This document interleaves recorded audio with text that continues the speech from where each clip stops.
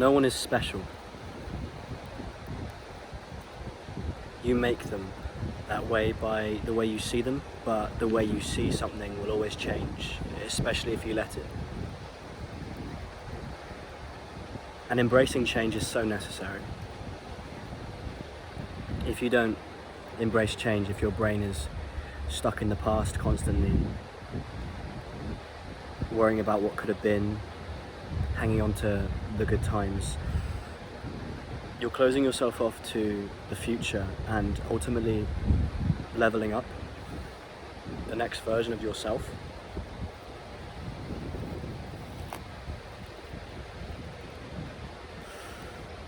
I always have to go back and forth with how I see people, whether they're just in the moment entertainment, something in the present but ultimately they don't mean anything, or that within every person there is a deep, complex human being waiting to be discovered with bottomless potential, and that you should look beneath the surface with everyone you meet, you know? And I think the answer is both. I think people are both.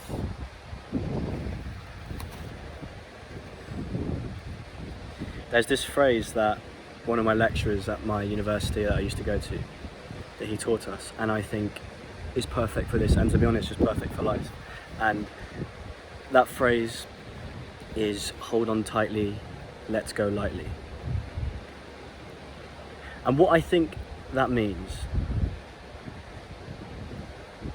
is that in the moment when you meet someone, they are as complex and unique and amazing as they are, and all of that stuff is true, and the experience you have in the moment is everything that it feels like and is everything beneath the surface. But as soon as you move on and you go to experiencing the rest of the universe through your eyes, which is the only way you will ever be able to experience the universe, that person or that event gets made simple and gets put into a box in the back of your brain. They do become simple. Because if you try to think about how complex every single person was all the time, it's not possible. In the moment, they were something amazing and you shared something and you held on tightly to that. But as soon as you move on, as soon as you go about in your next adventure, you let go lightly. For example, my ex-girlfriend at the time was everything to me. I believe she was the highest quality of woman I would ever meet. She made me who I am and was outstanding. I felt like I couldn't live without her, and I held on tightly to that. But now she's just an echo of the past, and that is okay. It's okay to do this with people because everyone else is doing it to you, and that's not an insult. It's because that's how people live their life without even knowing it. Moving on, whether it's in a relationship or a friendship, can be really difficult.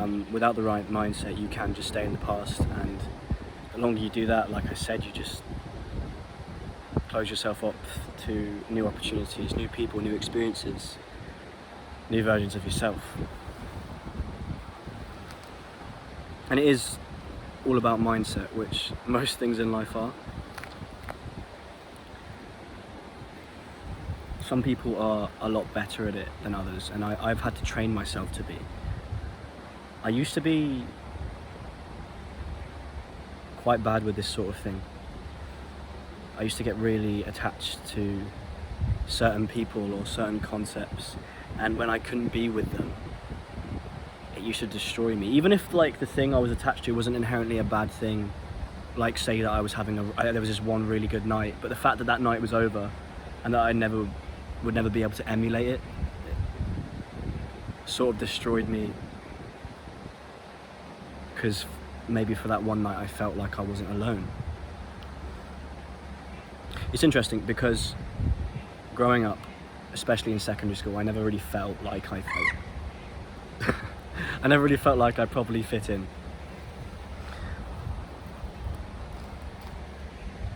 I kind of developed this like outsider syndrome identity from it. You know, I had friends in secondary school, but they didn't really feel like what I'd say a friend is now. They were just kind of there. It was just, I never saw much value in people, and I'm not saying that's a good thing. So I never felt like I was ever connected to anyone. And that, with being an only child, I learned to kind of thrive in my own company, and I was completely fine with it. And I was telling myself that when I got to college, things would be different, that I'd meet people that are doing the same course as me, and that would be amazing. I'd meet people like me, and they were like me, or they were more like me than people in secondary school, but they were still not what I was expecting, and I was really disappointed. And as I grew older, I just kept this like lone wolf mentality, which you realise in later life is really dangerous. You need people. But in college, there were a few people that I connected with, but there was this one girl, and I fell for her hard. And it's hilarious because looking back, we were like the least compatible in every way, but there was basic attraction there.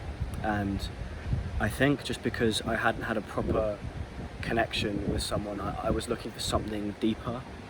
I wanted to get so close to someone, and I just fell for this person hard, and I had no riz back then. I had no idea what I was doing, and pushed her away. Although I would have done that anyway, because like I said, we were about as compatible as a cloth and water.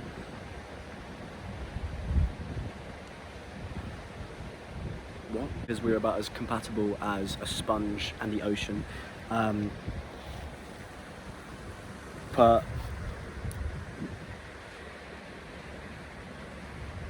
I really got connected to the validation and the things she was giving me. And then when she went back to where she came from, because she didn't come from England, it broke me, genuinely broke me. I felt like I'd finally found someone that could see me, which is complete bollocks. It was like there was no compatibility there, but I felt like I'd finally found someone, and it completely destroyed me. I'd never been that attached to someone before. I didn't really learn my lesson either. Eventually, I went to university thinking I'd find myself again, and again, first year was a disappointment. It was during COVID, so you know, a bit hard to socialise there, but this persona of like not needing people that I built up made it just hard for me to socialise. But what ended up happening is I got into a long-term relationship with someone that was back in my college, that we couldn't be together at the time for circumstances, but we fell for each other hard. This is my second proper time falling in love, and this relationship popped off. We both loved each other, and it was a really healthy relationship, and it has matured me to this day. But again, I kept chasing this idea of the relationship, you know? I made it my identity, and I was constantly worrying about it, you know, like so much insecurity. It was a wonderful relationship, a wonderful time, but I got so attached that I couldn't even fathom what it was like to be out of it. And that did slowly kill me, and probably the relationship.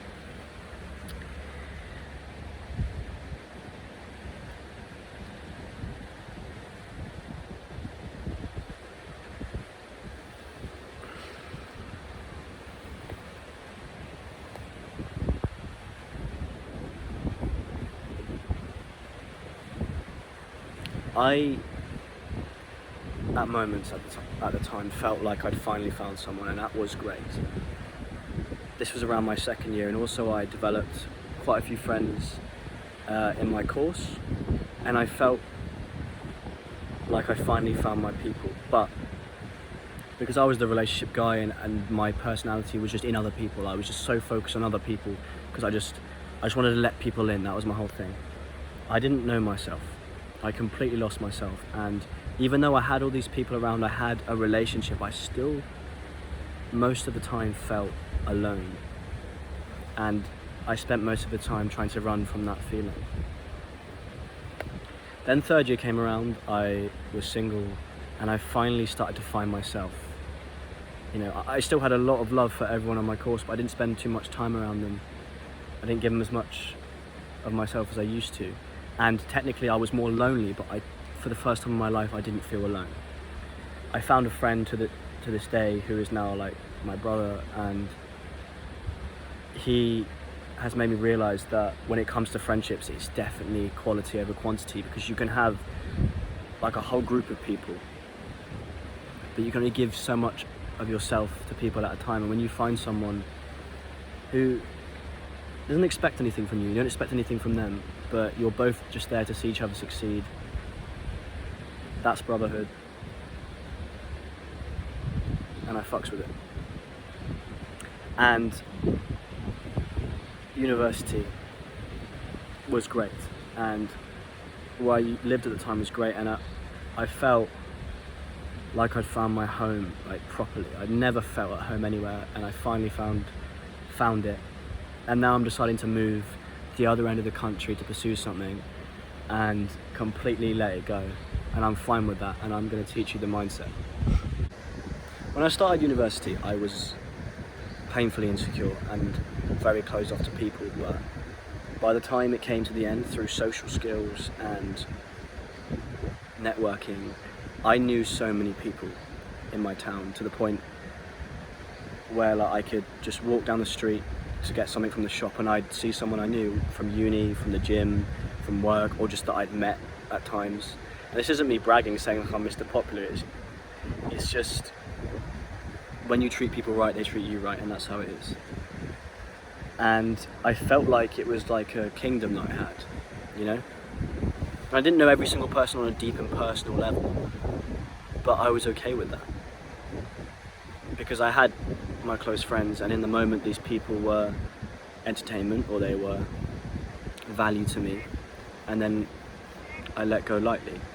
And now I'm moving somewhere where I don't know anyone, and I'm gonna have to start again, but this time I'm gonna have the right mindset, and I'm excited. I'm excited to be lonely, if that makes sense. So let's say you want to get over an ex, a person, a friendship group, whatever. This next mindset is a bit savage, I can't lie, but it's true, and I think mindset is the most powerful asset we have. Our brains are the most powerful assets we have. They're like superpowers, because what you believe is what you are, genuinely. I'm not saying you can just believe you can fly and then jump off a cliff, but how you see people, how you see love, how you see anything, if you believe it, is how it is to you. No one is special. Not your boyfriend, your girlfriend, your friends, your town, anyone. And I mean that because no one is exempt from hold on tightly, let go lightly. If you put the person that you're with on a pedestal, saying that they're above everyone else, that they're your soulmate, and to suggest that in a world full of almost 8 billion people, they are different and you are different, and this one experience, because you've gotten to know this one person and they know you on a different level, that you will never find anyone like that again, it's ludicrous, it's stupid. Am I saying you shouldn't value your friends as special? No, because you're holding on tightly to that in the moment. But if you have to let go of people, you can let go of that. They were special to you, they don't have to be now. By closing yourself off and convincing yourself you won't find anyone else that interesting or that gets you like that, you're closing yourself off to interesting and amazing people and experiences every day that pass you by. Because you're so focused in the past at what things were, and you refuse to take this person off a pedestal and realize they're just a person, and if you want them to be, they can just be an echo of your past.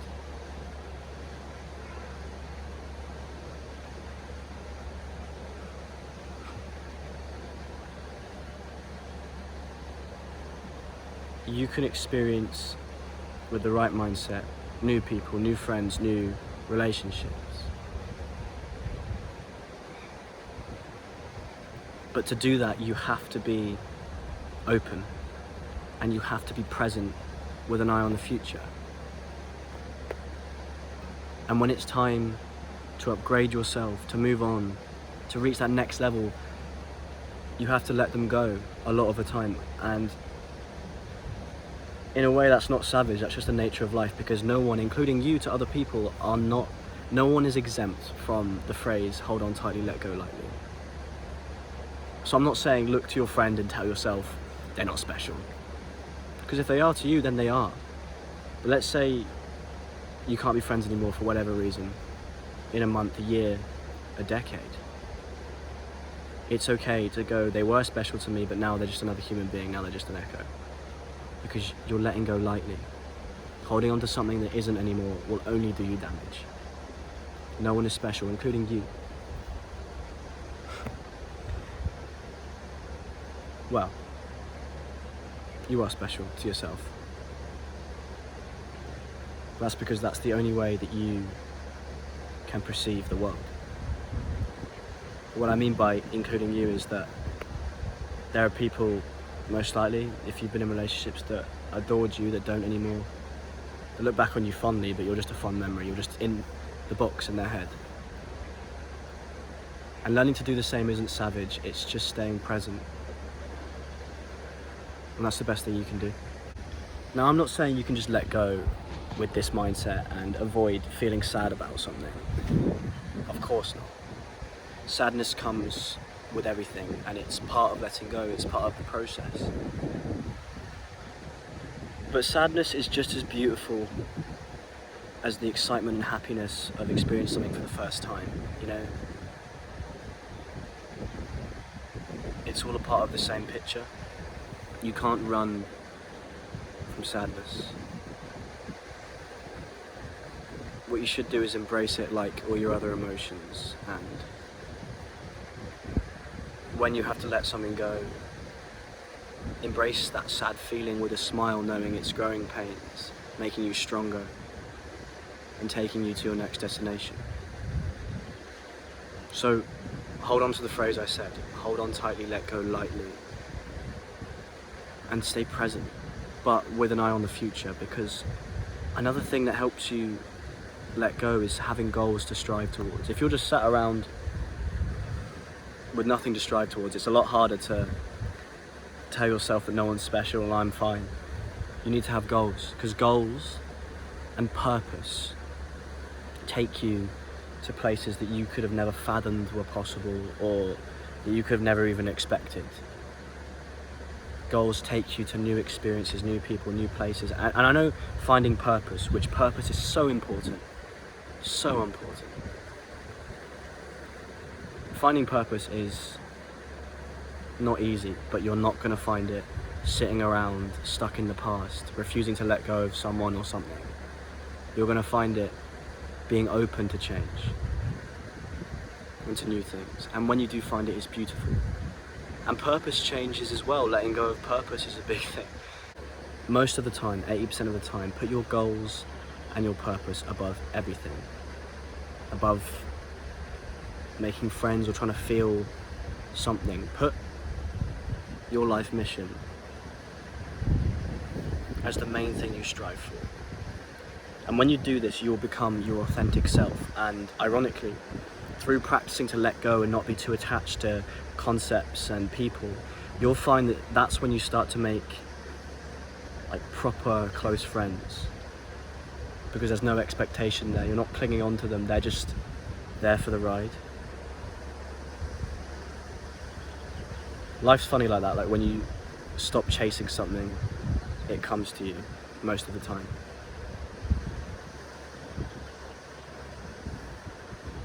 Learn to let go and put yourself first, always.